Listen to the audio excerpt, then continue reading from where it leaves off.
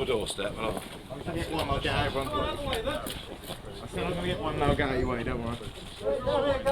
1962 it was when we bought it. £2.50 out of the British chemist. no, good to see you. Thank you. Thank you. We'll get our country through. Right. God, you've got a crowd there, haven't you? Thank you. I'm just absolutely pissed off with Labour. Oh yeah. I've been Labour all my life, and there's no councillors come round asking you different questions, or if there's anything you want, or what have you. You know, I mean, I'm 81 now, and nobody's been round to see me. There's nobody been anywhere near. You never see a councillor. Is it Gerald Farage? What do they call this gentleman? Nigel Farage. Nigel, that's right. He's the first one that's been round.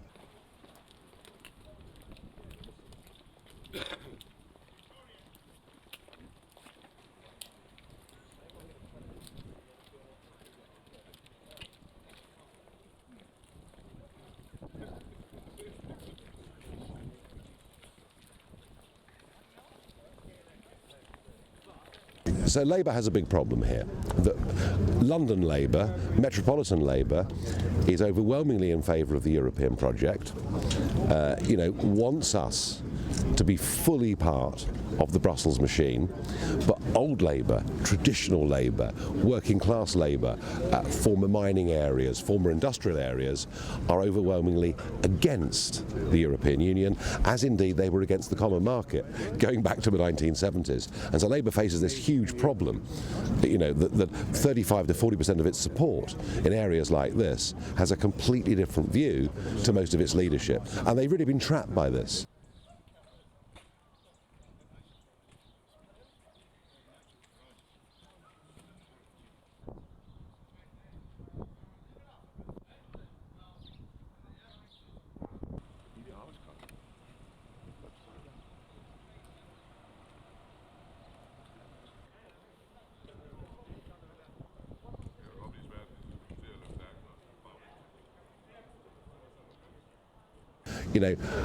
I'm pleased that we've managed to drag the Conservative Party to where it is, but for me, and for most of the 17.4 million voters, Brexit is about us becoming an independent country and not being subject in any way to aligning our rules on everything from financial services to fisheries with EU law. So, we're on the way towards Brexit, it's happening, but is it going to be the right one?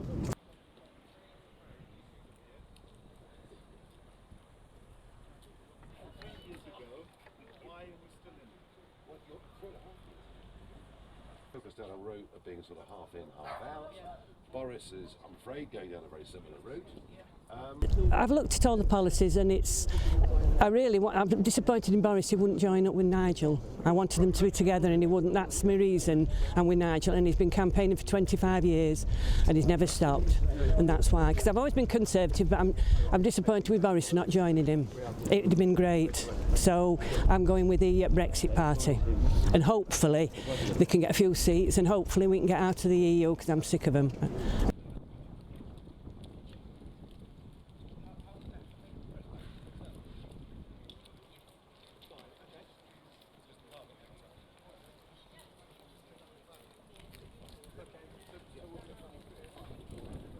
I think basically the whole future of Euroscepticism in Europe depends on what happens here. It's all eyes on Britain. What does the United Kingdom decide to do? And if we do break away fully, and we are seen to have done well, then of course those movements across Europe would grow.